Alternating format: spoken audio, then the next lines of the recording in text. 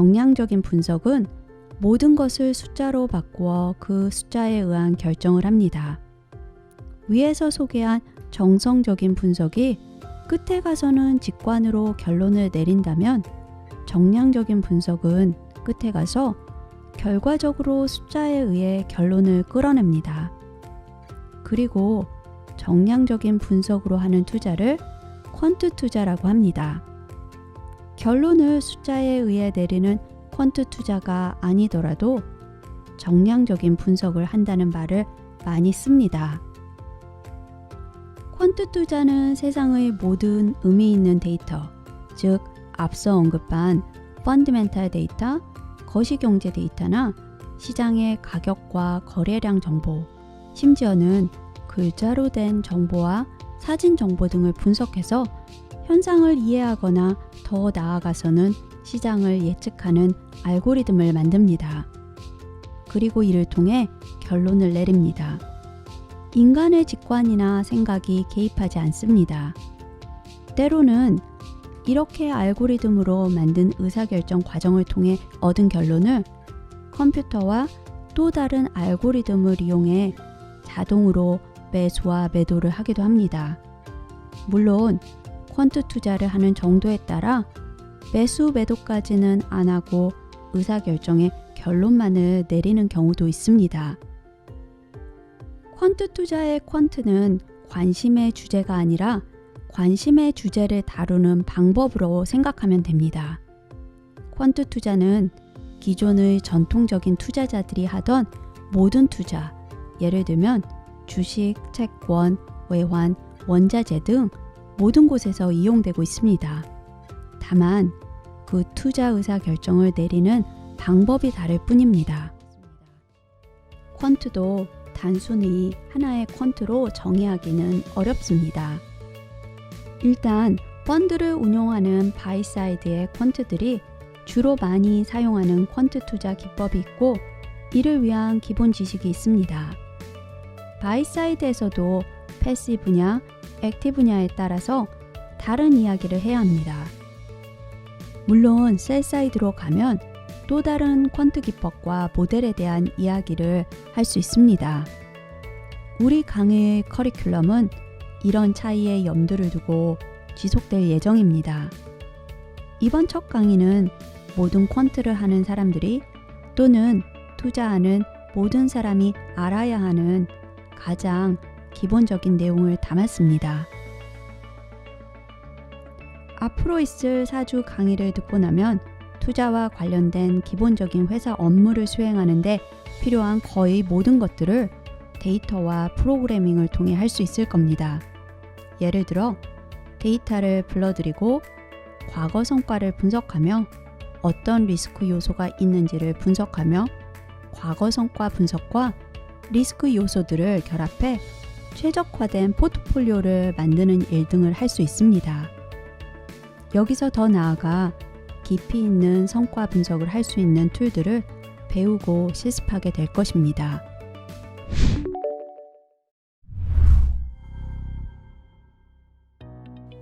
일단 오늘 우리가 할 일에 대해 설명하도록 하죠. 아마 여러분은 가장 보편적인 자산 배분 포트폴리오의 구성이 60%는 주식 그리고 40%는 채권 배분이라고 알고 계실 겁니다. 이제 우리 데이터 SP500 안에는 주식을 대표하는 S&P 500와 채권을 대표하는 미국 10년 채권의 이자율의 데이터가 있습니다. 이제 두 열의 숫자들을 각각 해의 수익률이라고 가정한 후 60대 40의 자산 배분을 한 포트폴리오의 수익률을 만들고 저장해 보겠습니다.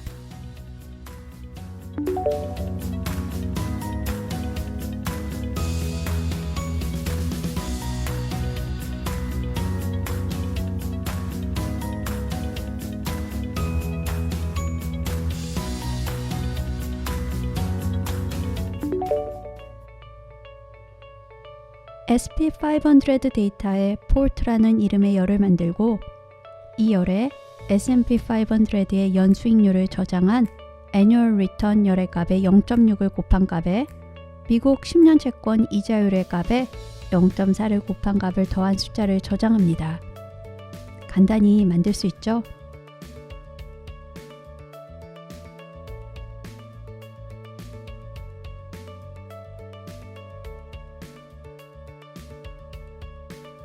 이제 저는 가상의 투자룰을 만들 겁니다. 이는 여러분이 연습을 할 수 있도록 제가 만들어낸 룰입니다. 나중에 더 많은 내용을 배운 후 제가 제시한 룰이 괜찮은지는 여러분이 확인해 보기를 바랍니다. 이제 우리가 적용할 룰은 배당률이 3%가 넘었던 해가 지난 바로 후에 주식의 배당을 60%에서 80%로 늘리고 채권은 40%에서 20%로 줄이는 겁니다. 그럼 매년 배당률이 3%가 넘었는지는 어떻게 가려내죠? SP500 데이터의 디비던드 일드열을 나타내기 위해 SP500 달러 디비던드 일드가 0.03보다 크다를 쓴 후 이를 인디케이터라는 이름의 열에 저장합니다. 한번 데이터를 확인해 볼까요? SP500를 environment에서 클릭하거나 지난 시간에 있던 대로라면 이미 열려져 있을 겁니다. 인디케이터라는 열에는 true, false 값들이 있습니다. 물론 디비던드 일드 열에서 같은 행의 값이 3%보다 크면 true, 작으면 false가 있겠죠. 일단 새로운 결과를 넣기 위한 열을 새롭게 만들고 이 안에 0 값을 넣겠습니다. REP 함수를 써서 이번에는 0을 SP500 데이터의 행의 숫자만큼 만들고 이를 strat이라는 새로운 열에 저장합니다.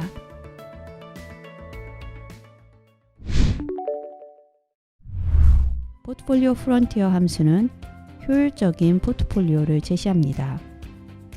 효율적인 포트폴리오란 무엇인가요? 같은 리스크를 가지고 있을 때 가장 최고의 수익률을 올릴 수 있도록 자산에 배분한 포트폴리오입니다. 따라서 모든 가능한 포트폴리오의 리스크 레벨에서 최고의 수익률을 갖는 포트폴리오를 제시해 주는 겁니다. 주어진 리스크 하에서 가장 최고의 수익률을 올리는 포트폴리오는 물론 수없이 많은 다른 배분을 시도한 후 나온 결과입니다. 그럼 한번 우리가 가진 7개의 자산으로 효율적인 포트폴리오를 만들어 볼까요? 포트폴리오 프론티어를 hist.return.ts에 적용시키고 공매도는 할 수 없고 매수와 매도만 할 수 있는 롱온리 포트폴리오를 만들라는 제약을 주었습니다. 그리고 결과를 EF에 저장합니다.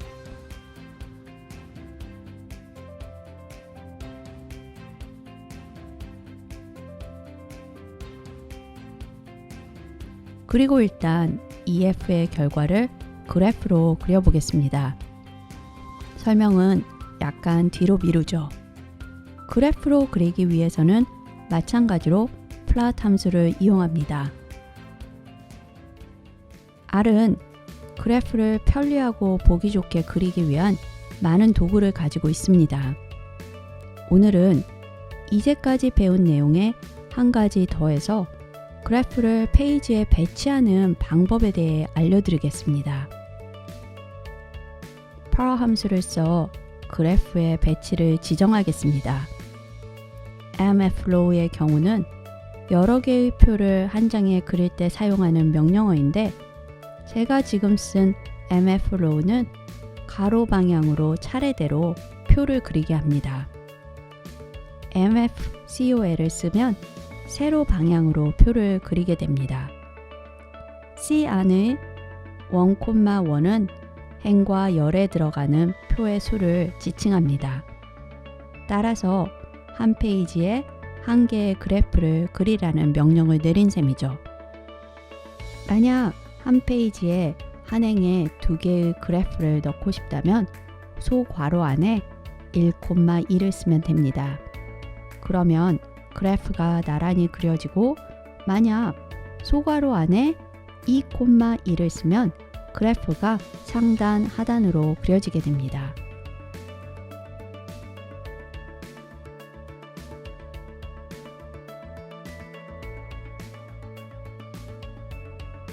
강의를 마무리하기 전에 hist.return.ts를 R 데이터로 저장합시다.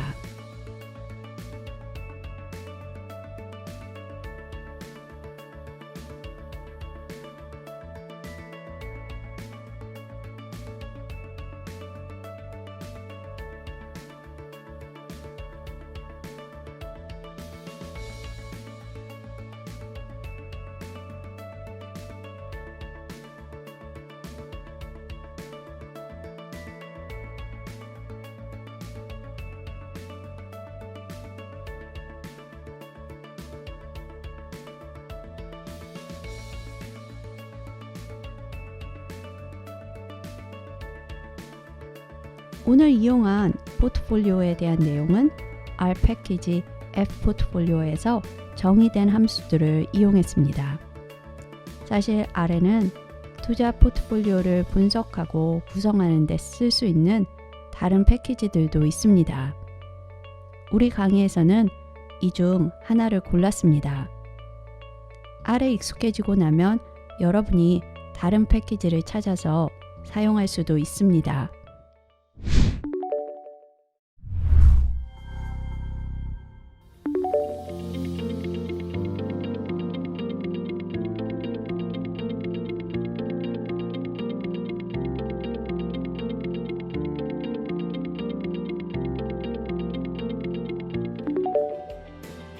PDF 파일 이야기를 했으니 우리가 아주 자주 쓰는 엑셀 파일 이야기도 하겠습니다. 이제까지 엑셀 파일 이야기를 안 한 이유는 패키지에 대한 이야기를 먼저 해야 했기 때문입니다. install.package 명령어로 readexcel이라는 패키지를 다운로드 받아 설치합시다. 이번에는 전에 했던 내용처럼 이미 설치되어 있는지 확인하는 과정은 거치지 않았습니다.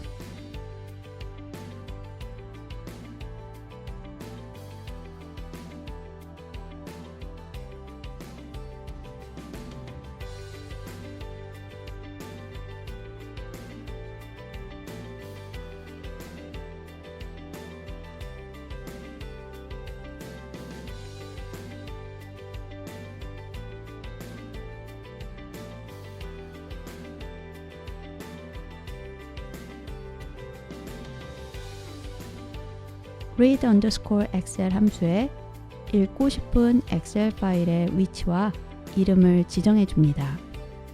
그리고 이렇게 읽은 파일은 sp500.monthly라는 이름으로 저장하겠습니다.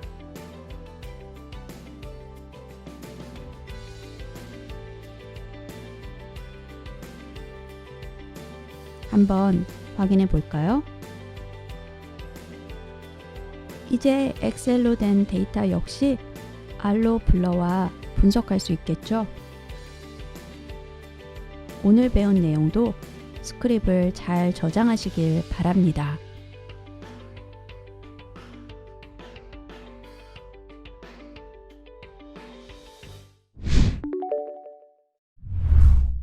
특히 성과 분석과 관련된 여러 가지를 공부할 텐데요.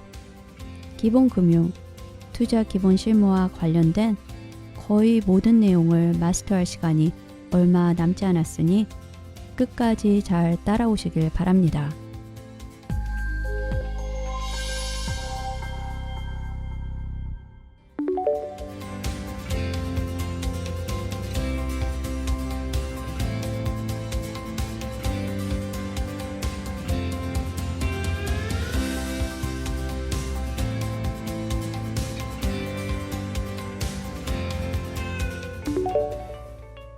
우선 지난주에 배웠던 내용을 이어가겠습니다.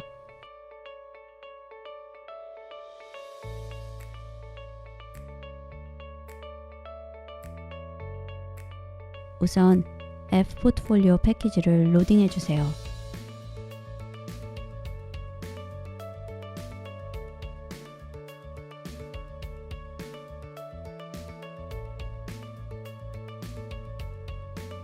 그리고 지난 강의 때 저장해둔 hist return ts.r 데이터 역시 로딩해 주길 바랍니다. 오늘 강의에서도 이 데이터를 쓸 예정입니다.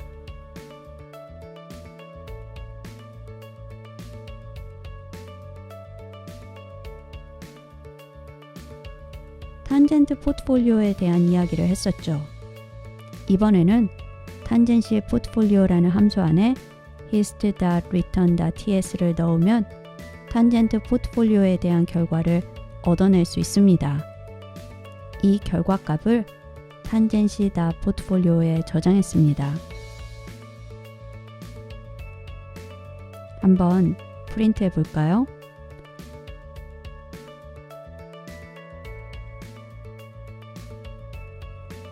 공매도를 할 수 없는 롱 온리 포트폴리오가 디폴트입니다. 즉, 포트폴리오 안에 들어가는 자산의 배분은 0보다 크거나 같습니다. 처음에는 탄젠트 포트폴리오에 들어간 조건에 대한 내용이 나옵니다. 포트폴리오 웨이트는 가장 핵심적인 정보라 할 수 있습니다. 탄젠트 포트폴리오를 만들기 위해서는 IBB의 12%, IUSB의 58%, 그리고 IAGG의 30%를 배분해야 합니다. 바로 지금 우리의 R 결과치가 보여주는 숫자가 드로우다운입니다.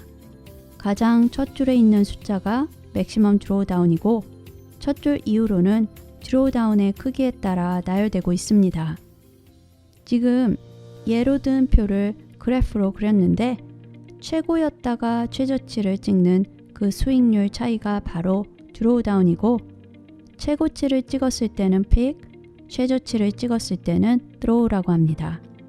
픽에서 드로우까지 걸리는 시간 동안 투자자는 고통스럽겠죠. 그리고 이 전략을 운용하는 사람이라면 이 기간이 짧아야 하고 이를 다 극복하고 다시 원래의 픽으로 돌아가는 시간이 짧으면 짧을수록 좋을 겁니다.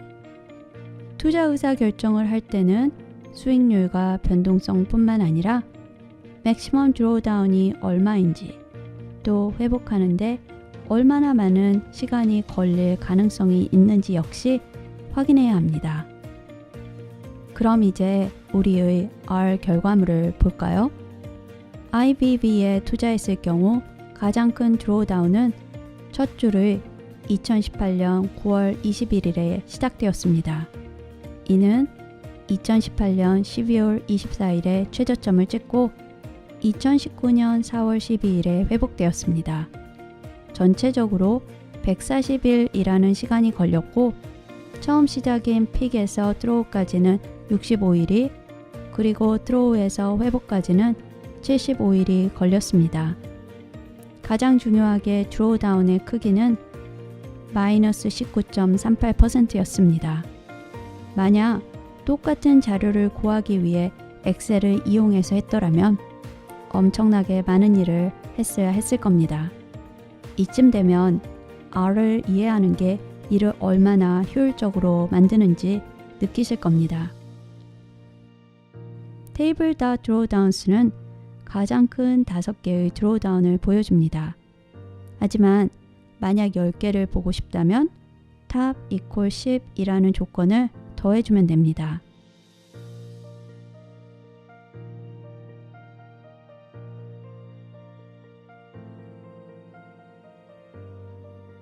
table.stat 함수를 add close return의 IBB 열에 적용시켜 볼까요?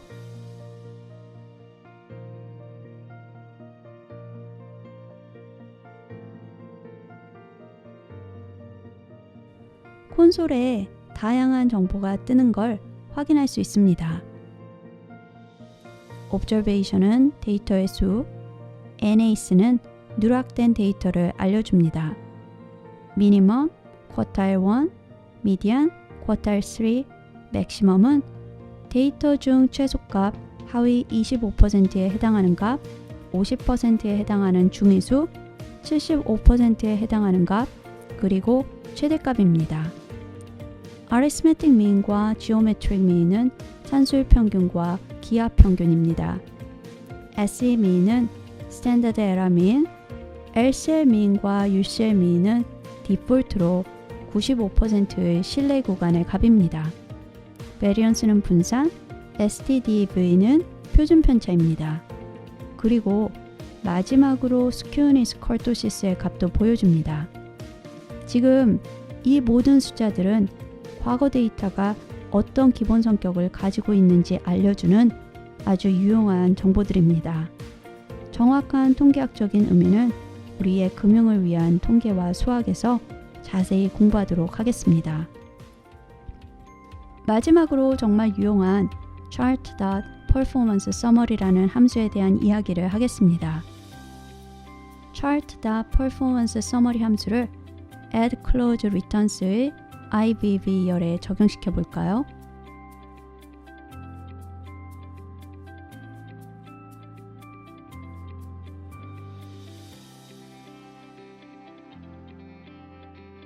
그리고 RStudio의 하단 오른쪽에 플롯 윈도우를 봅시다.